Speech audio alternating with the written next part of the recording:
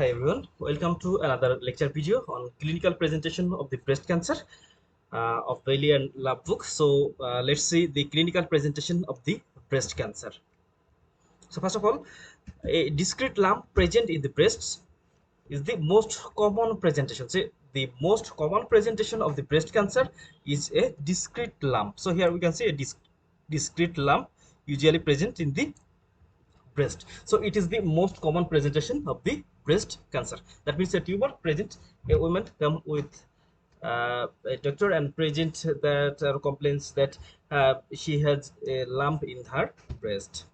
Most common site is the upper and outer quadrant. So it is also important. The site most common site of the tumor is the upper and outer quadrant of the breast. It is the upper and outer quadrant of the breast. It is 50%, total 50%. So upper and outer quadrant of the breast lump present about 50% of the case. So it is the most affected area. Here we can see, if we think it is a breast and if we divide it in the four parts, then 50%, that means 50% TDLU, that means the tubercular lobular unit, it 50% present. So 50% lump present in the upper and outer quadrant of the breast. And other symptom includes nipple retraction in case of advanced case. These are the advanced case, but most commonly present with the breast lump, and it is the most early presented. And late presentation, here we can see the nipple retraction, nipple discharge. It may be blood, it may be serous, skin changes such as ulceration or pudendence, and here we can see the satellite nodule or dimpling or tettering. So they are the actually the late presentation of the breast cancer, and early presentation is the discrete lump, and this lump usually painless, but it may be fixed underlying structure or overlying skin. So it is the direct snapshot from the Bailey and Lab book, and here we can see the skin changes. In the second picture, here we can see this dimpling, and this dimpling is the pudendence. So pudendence, it is refers as orange peel appearance of the skin of the breast and sign of locally advanced disease. So this pudendence, it represents the locally advanced malignancy. So it is the locally advanced malignancy. And in number one, here we can see diffuse redness or erythema and skin edema involving more than 1/3 of the breast. These are actually the late presentation. Actually, in the primary presentation, usually they don't present anything or lump. And here we can see the pudendence. It is sign of locally advanced disease due to obstruction of the cutaneous lymphatic drainage of the breast. So these 2 points also very important. One is it is the locally advanced. This point is very important, that the pudendence, that means it is locally advanced tumor, and pudendence appears because of the obstruction of the cutaneous lymphatic vessels. So this point is very important, that cutaneous lymphatic vessels, when it is obstructed, it appears as pudendence, and it by infiltration of either subdermal lymphatics or axillary lymph node by the tumor. So, and here we can see the cancer uh, cures is due to extensive tumor infiltration of the skin of the breast, chest, and upper limb and abdomen. So cancer in cuides, that is due to extensive tumor infiltrating the skin of the breast, chest, or upper limb or abdomen. So this presentation, actually this slide is the late presentation.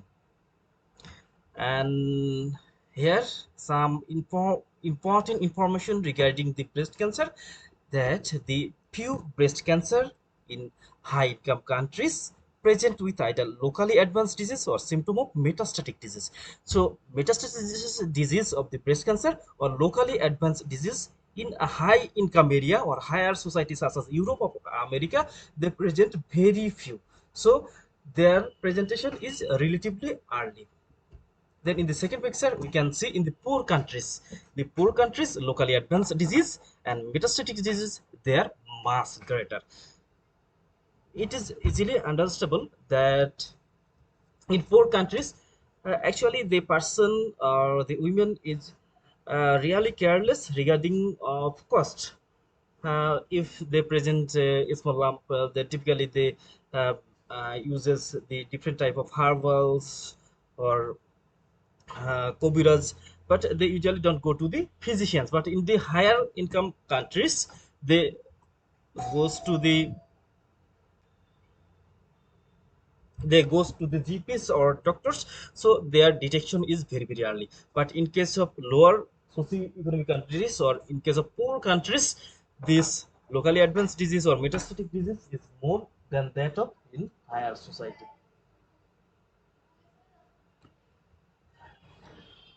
60% of the women is still present late. So in case of poor countries, about 60% of the women it present very very late of the symptom of the breast disease.